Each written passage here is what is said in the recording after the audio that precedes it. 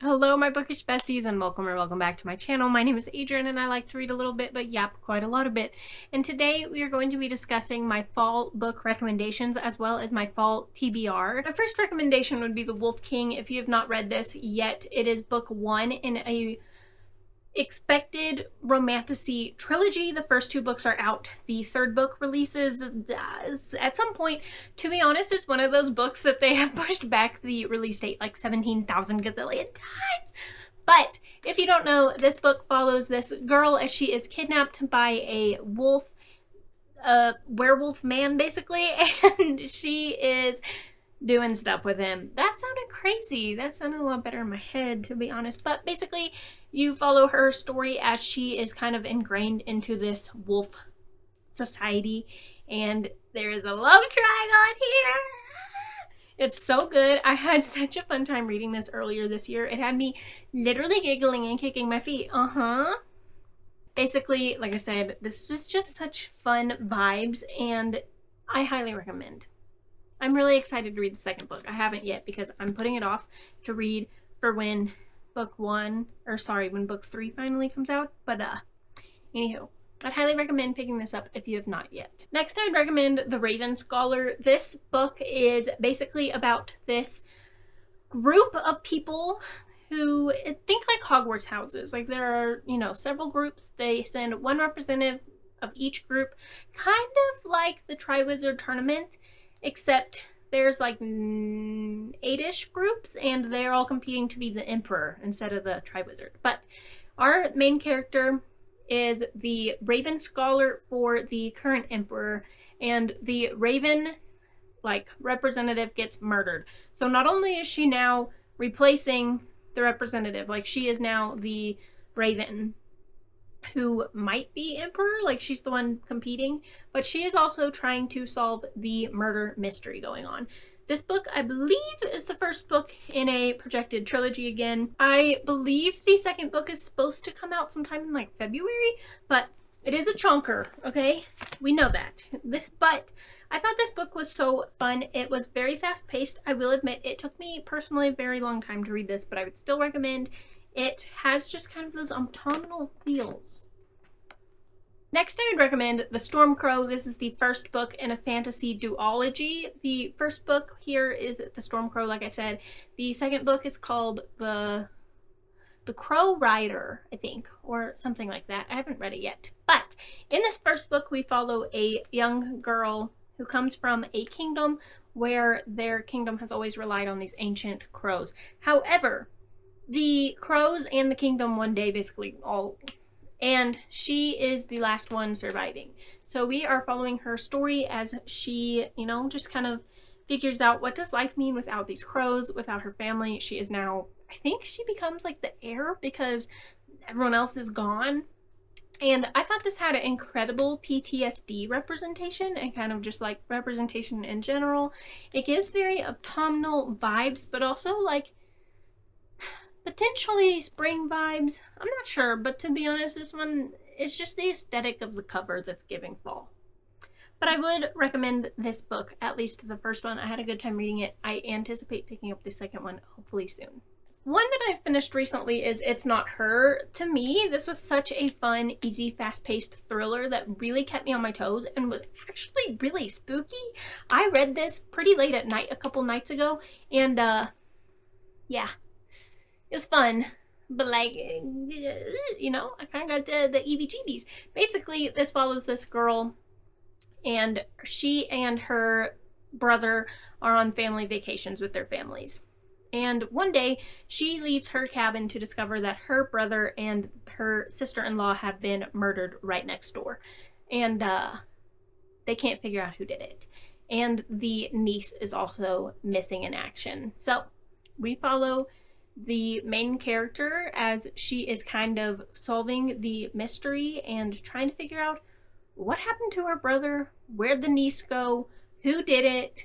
But then it also follows a dual timeline, dual POV situation. So you are like uncovering these mysteries as the character is discovering things. Like you are learning things about the present that make you question stuff in the past, and then you read the chapters about the past and you're like, oh my gosh, or you read something from the past that makes you question something the character just talked about for the present, and it's like, oh my god, this one literally kept me guessing until the very last page. Another recent read of mine, this is Vicious by V.E. Schwab. This is basically a dark academia, like murder mystery, but like not really. Like, I don't know how to describe it. Basically, we follow the two main characters, Eli and, what's his name? I should know, I like literally just read this. Oh, Victor. Victor and Eli, they are doing a senior project in college on the discovery of EOs, extraordinaries. And they discover that when you have a near-death experience, you basically gain these superhero powers. Think like the X-Men. And Eli believes that people who are EOs are not good people. Like, they are not necessarily using their power for good. However, Victor is like, nah, dog, like, we can help the world. And they get in a fight, and stuff gets really bloody and really crazy, and they are basically on opposite sides of like good versus evil, and which one's correct, you don't know. This was so good. It really like kept me on my toes. I will say about the first 30% I struggled a little bit, but once some stuff started happening, I mean, it just got absolutely bonkers mad crazy, and I could not put it down. I am so excited to continue this series. It's going to be a trilogy with the last one coming out, I want to say sometime this September. So now is the perfect time to pick up this first book. Like I said, it kind of is giving dark academia meets X-Men meets probably all. That's probably it, to be honest, but I really, really enjoyed this first book, and I'm really excited to read the second one, hopefully soon. And then next we have If It Makes You Happy. If you did not read this last fall, take this as your sign to read it this one, okay? This follows a girl and her young, or maybe she's the single one. I read this earlier this spring, y'all, okay? But it is the perfect summary slash... Hello? Summer, bring it back. No. This is the perfect fall slash Burr month book. If I remember right, we follow the characters between the months of September and December, or maybe January. So this would be perfect to read sometime between like October, November time, you know what I'm saying? But basically we follow a main character as she moves back to a small town where her mom has been running this inn.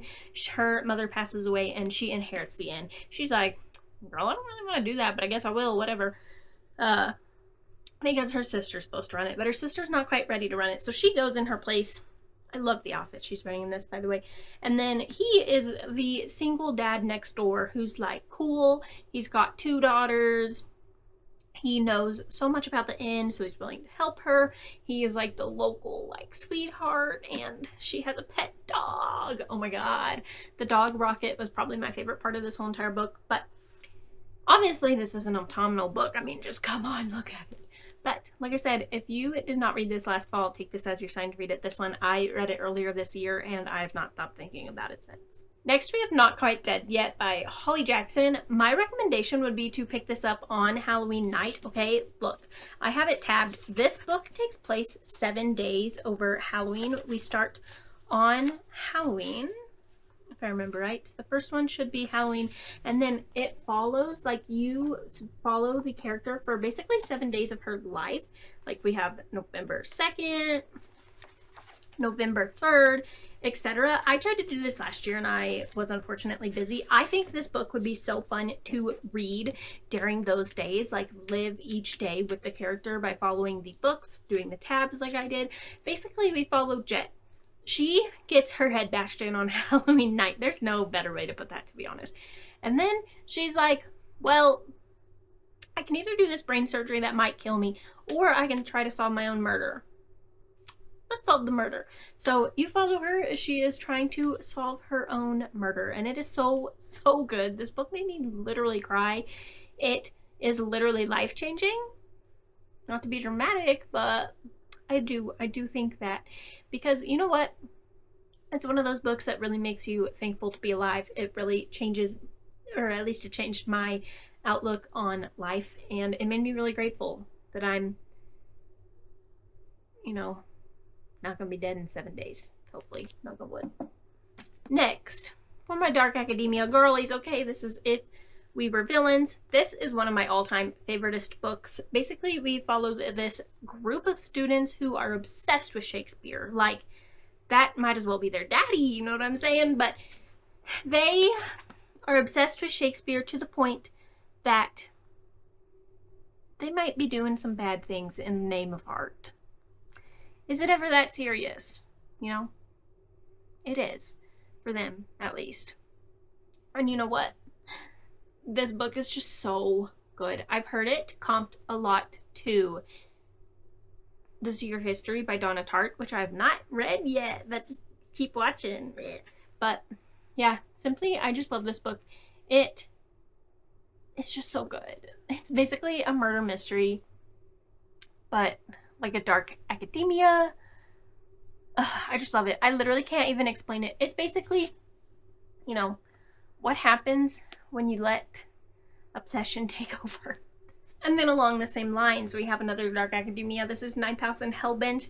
Again, a projected trilogy with the third book releasing September 15th. I am so excited. I'm currently rereading Ninth House, and I plan to reread Hellbent. But anywho, Ninth House basically follows this girl, Galaxy. She goes by Alex, as she is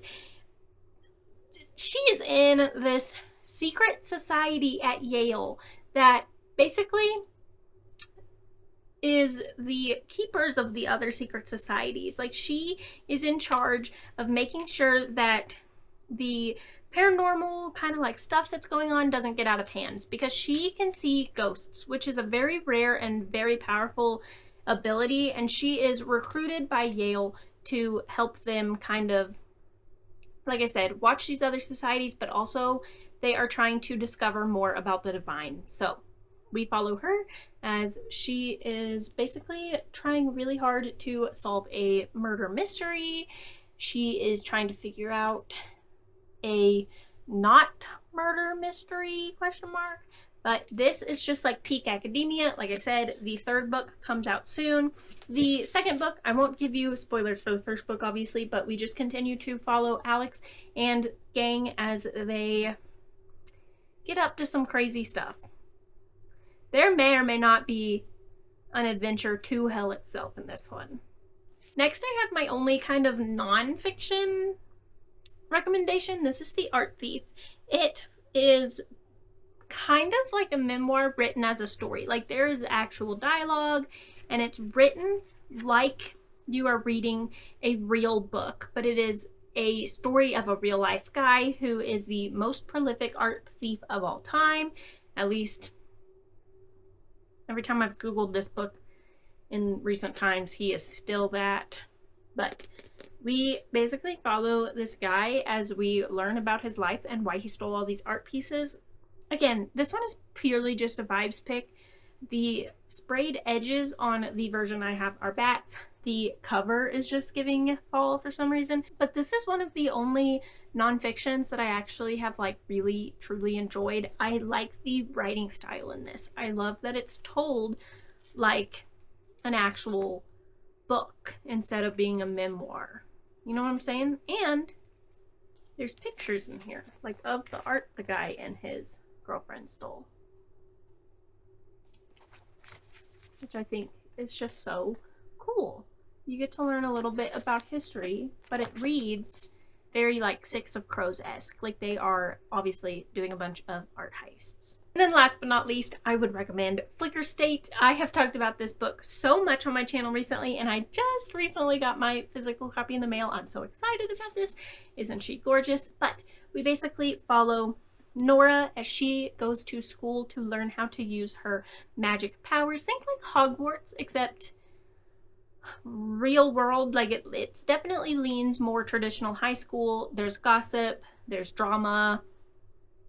She is kind of in like a boarding school situation. Like, she has a roommate, but basically she goes to this school to try to learn how to solve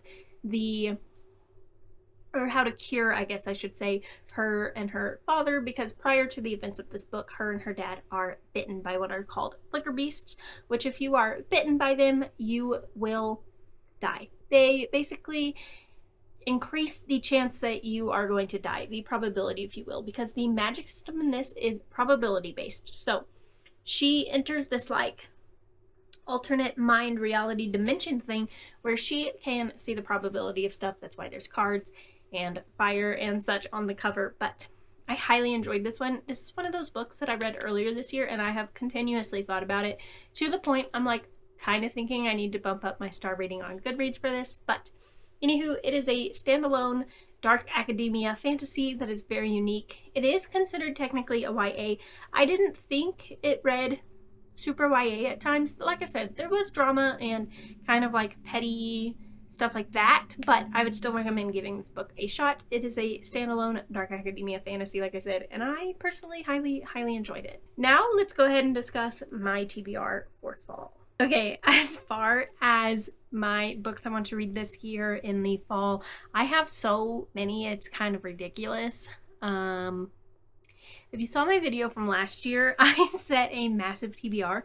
I wouldn't be surprised if some of these are still on that TBR, to be honest, but these are kind of just the books that are on my immediate radar. Like I said, I have a ton of them, okay? So if we don't get to all of them, it'll be okay. Because actually, looking at my TBR cart, it's like 99.999% books that I would love to read in the fall. But like I said, these are kind of the ones on my immediate radar. Like, if I had a choice between what I left over there and these, I'm probably going to pick these up. The first one is The Picture of Dorian Gray. I don't think I've actually ever read a classic, like ever. And something about this one is just giving fall. I don't know much about it beyond, I think it's about a guy who's like obsessed with his own image, and then I think something goes wrong from there. Not really sure, but something about what I do know, which clearly is very little about this, is just giving fall for some reason, and I think it'd be an easy read to bust out this fall, hopefully. Next, we saw this coming, didn't we? I have to read The Secret History this fall. Like, actually, it is, if I don't read it, kill me, okay? Like, just get me out of here, because I am prepared for this book to overtake my whole life, to become my new please don't knock my lemonade over. To become my new personality. I'm not kidding. With the amount that I love If We Were Villains, and with the things that I've seen online about this book, I genuinely fear the day that I start it. Because, yeah. I genuinely think this is going to become the next greatest thing I've ever read in my whole entire life. Next, I should bring up Deadbeat while I'm thinking about it, because obviously I'm going to be reading that the second it shows up. I have never in my life been so excited for a new release. Like, it makes me sick to think about. Next, I would really love to pick up The Unicorn Hunters. I have heard some mixed things about this recently, but I want to give it a shot. The only thing I know about this is it is a historical fantasy. And she, I think, like, marries a guy to like, save her kingdom. Or something like that. But I don't know. I love the aesthetic of this book. And I think that the aesthetic fits kind of the fall vibe. If I don't get into the fall, I definitely will get into it in the springtime. Because it could really lean either way, I think, actually. Okay, next we have Immortal Dark. I'm pretty sure this is one of those books that was on my TBR for last fall, but from what I understand about this one, it follows a girl as she runs off to kind of like this vampire boarding school. The vampires have kidnapped her sister, and so she goes there to try to find her sister and ends up like falling in love with one of them, I think, or something in it. Again, I think it's going to be a trilogy. I have the first and the second book here. The third book I think is coming out pretty soon too, so I would love to get to this one soon. I also just... yeah, there's just something about this that I don't know why I haven't read it sooner, actually. Next, we have Half City by Kate Golden. I've actually already started this one. I started it around this time last year, and soft DNF'd it for some reason. I think I just wasn't in the mood, because this is one of those books that I genuinely fear is going to be one of my all-time favorite reads if I can just get into it. So I had to, like, really take a step back and get back into the right mindset for this one. Something about it last year just wasn't really vibing with me, but I have heard this described as, I should say, Buffy the Vampire Slayer meets, like, Hogwarts, I guess. Like, she is a demon slayer who gets recruited by a demon to go be a student at this demon slaying school. Yeah, sign me up. And again, the second book comes out very, very soon, so I am eagerly awaiting picking this one up and loving it, hopefully. Next, I really want to read Between Two Fires. This is like a medieval gothic horror. It basically follows this guy as he escorts this girl through the kingdom. And that's about as far as I know. But I've heard it's really actually kind of gruesome and scary. So this is kind of my horror pick for this fall. I'm hoping I love it. It is one of those books that has been on my radar, I feel like, for as long as I've existed. So hopefully we're going to get to it. I'm hoping that it is not too gruesome for me. It's going to be my first kind of grimdark book, I think. But I'm really excited. Then I have The Language of Liars. This is one that a local bookseller recommended to me. I know literally nothing about it beyond she told me that if I enjoy books like Babel, I would probably enjoy this because I believe it's basically Babel, but with aliens. It's really short too, so I'm kind of like, what's happening here? Oh yeah, I forgot that I have my little bookmark in here. But yeah, this one I'm really excited about. Like I said, it's really short. My local bookseller recommended it to me after I described my taste to them, and we're gonna see how I feel.